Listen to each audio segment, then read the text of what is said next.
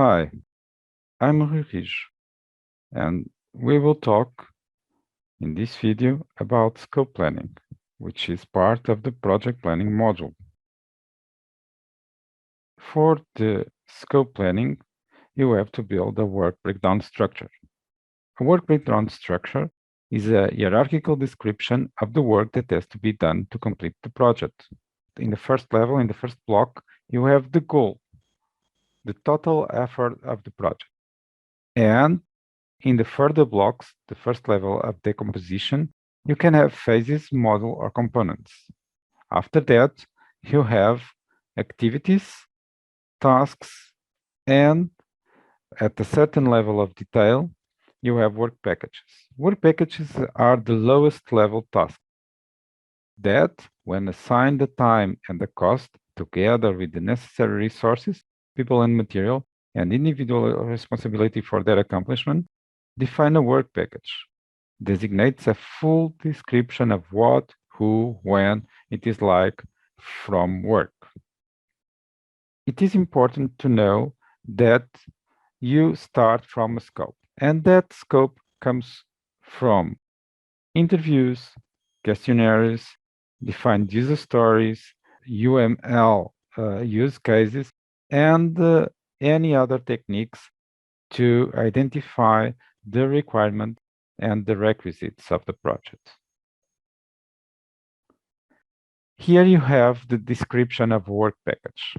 You have to have the project name, the project manager, the work package name, and the work package manager, which is responsible for this particular work package. And then you have the start date, end date. If it belongs to the critical path, we will talk about that later. And then you have the name and description of the tasks that belong to this work package and which person is responsibility for that specific task.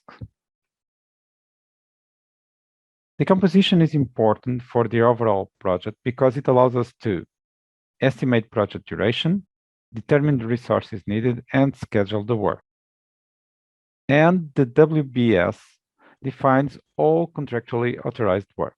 It is important to stress here that WBS is the basis for all the project planning.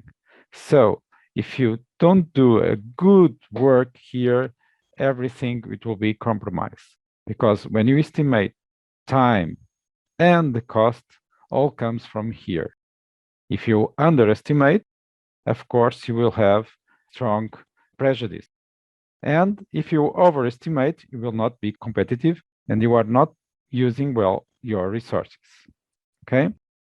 Once the contract is signed, this is the WBS. It is important to stress that WBS is always developed and attached to a proposal of a project, of a software project. And once the contract is signed, the project leader must step in the planning process. The first step in the planning process is to expand the pre-contractual WBS into a hired work breakdown structure. It is called contractual WBS. Okay, estimation. We will talk this about in the other videos and when we talk about the cost and the time, but estimate it is the best vision of the future based on the knowledge and information available today. You must do your best with information available. Several factors can lead to weak or inaccurate estimates.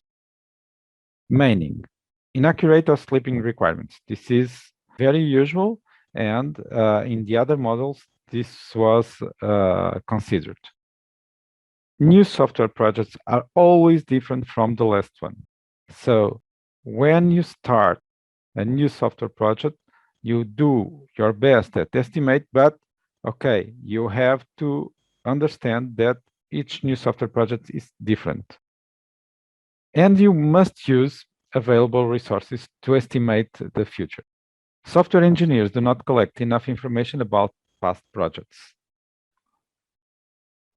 Estimating software projects can be transformed into a series of systematic steps that provide estimates with an acceptable level of risk. Some simple rules. Use relatively simple decomposition techniques.